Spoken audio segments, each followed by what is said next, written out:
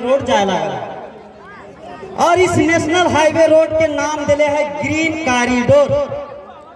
और ये जो ग्रीन कॉरिडोर है ये सिर्फ खेती वाला क्षेत्र से ही लेके जाए लगा और इस ग्रीन कॉरिडोर के दोनों साइड एक एक किलोमीटर किसान के जमीन आगे चल के अधिग्रहण करना है।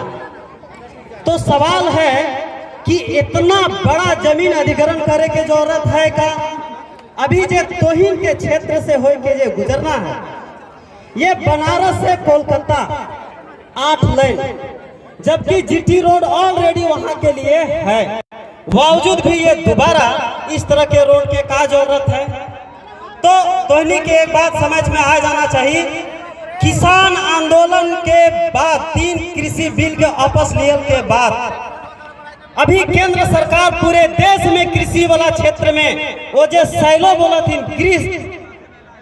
वो जो कोल्ड स्टोरेज, तो अडानी के बहुत बड़ा कोल्ड स्टोरेज बनना है ताकि जो किसान के जो कृषि उपज है वो सारा उपज के वहां स्टोर करके और पैकिंग करके और वहां जीएसटी सहित बेचना है। मतलब कि कृषि अन्न उपज के जो चीज है ओकर पर आप एक के ये मानना है कि एक से राजस्व कम वसूली होगा।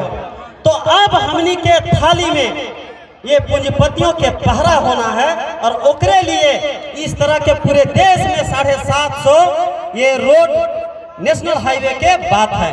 और इस रोड में 40,000 टन के ट्रक स्टॉक वाला ट्रेन दौड़ता है, मतलब कि ट्रेन रोड में दौड़ता है, इतना बड़ा गाड़ी चलना है। तो सवाल है कि का ये अधिग्रहण की जरूरत है क्या? और अगर अधिग्रहण की जरूरत है ही सरकार से तो आज तोहनी के नोटिस आयल है तो 2-3 हजार रुपये डिसमिल जमीन है। अब बताओ 2-3 हजार रुपये डिसमिल जमीन सरवा कौन दे देते? कहाँ 2-3 हजार रुपये डिसमिल है? मिला है जमीन। जब तोहनी अपने ही जमीन के खरीद बिक्री करबी वो रजिस्ट्री पेपर के देख ले वहां का रेट लिखल हो।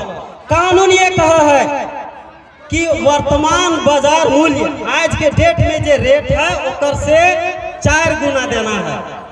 तो फिर तोहनी के ये बात कोर्ट में जाके बतवे जरूरत है कि देख हम इनके यहाँ खरीद बिक्री हुआ है तो ओकरा जे तो सर्कल रेट रख लेगी 3-4 हजार रुपया डिसमिल, ओकर से 10 गुना ज्यादा में खरीद बिक्री हुआ है। तो बताओ ये तो सर्कल रेट का है?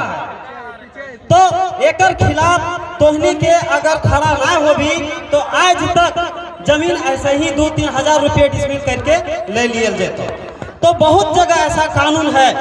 हमारा ये कहना है कि आप तोहनी इस बात के सवाल खड़ा कर कि ये जो नेशनल हाईवे जमीन पहले तो खेती योग्य जमीन से होकर ना गुजरे, काहे कि एक ऐसा कानून है कि खेती योग्य जमीन में गैर खेती कार्य वाला काम ना करना है। फिर भी अगर बहुत जरूरी है तब तोहनी के ये सवाल खड़ा करना चाहिए। हम इन हर जगह से खड़ा करवे लागल है तो इनके भी ये बोलना चाहिए कि ये जो नेशनल हाईवे जमीन जो है वो जितना जमीन देते है किसान के उसमें टोल प्लाजा गाँव वाला के होता है।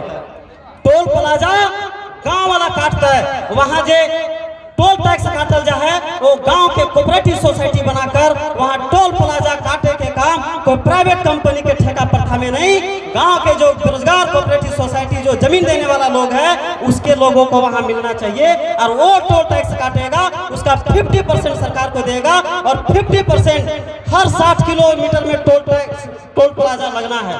तो जितने रैयत है ओकर में जो लाभ होता है 50% जीवन भर जब तक रोड चलता है ओकर पीढ़ी दर पीढ़ी ओकर वंशज के वो टोल प्लाजा से जो आय होता है वो प्रति डिसमिल के हिसाब से शेयर में डिस्ट्रीब्यूट किया जाए। ऐसा जापान में कानून है, वहाँ ऐसा चला है। ये बात यहाँ करना चाहिए, नहीं तो का 2-3 हजार रुपया डिसमिल उचित है का? 2-3 हजार रुपया डिसमिल उचित है?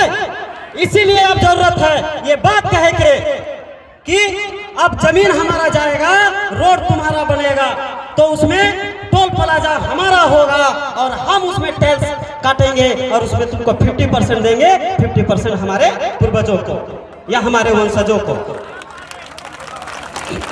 और पूरे जब सड़क में सार्वजनिक काम के लिए कोई अपना जमीन दे दे उससे भी टोल टैक्स मांग होनी चाहिए। पूरे हिंदुस्तान में जमीन देने वाले लोग जब घूमेंगे उसको टोल टैक्स फ्री होना चाहिए।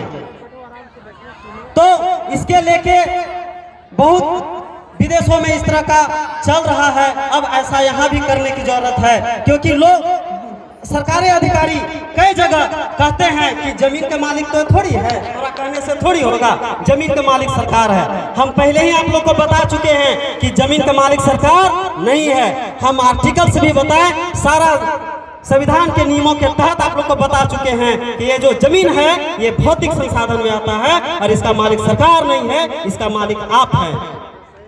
तो ये बात एकदम आप खुलकर कहने की जरूरत है कि ये जो टोल टैक्स आपका होगा, और अब जब भी योजनाएं लगेगी उसमें सीधे हिस्सेदारी की बात होनी चाहिए। योजना बनाने से लेकर योजना को लागू करने तक हर चरण में अब जनता की सीधे भागीदारी होगी।